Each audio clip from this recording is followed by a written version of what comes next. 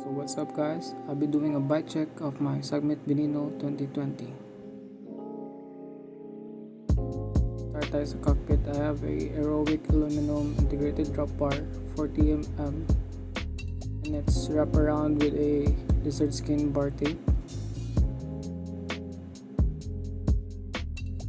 Tapos naka GODANDFAMOUS bar ends and a GRANDSPORT carbon spacers, SELLE ITALIA SLR carbon saddle, Shopee racing lang,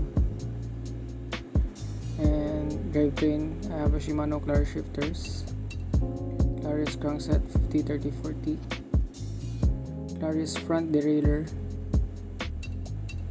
and CLARIS rear derailleur din, long cage para mag-fit itong Z-Race na cold cogs 11-30-40. Also I have a Z-Race rim brakes front and rear, a aluminum 40 mm depth rims with a KOOZER hubs,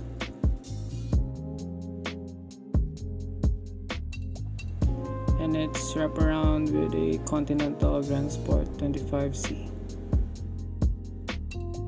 So bottle cage, the project, and sa pedals naman ay SPEEDONE CLEATS pedal.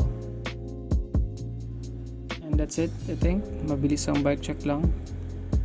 From Triton, nagpalit ako ng Sagmit Veneno kasi gusto ko yung aero na geometry niya and maganda din tignan. And that's it. Like and subscribe guys. Always remember, have fun along the way.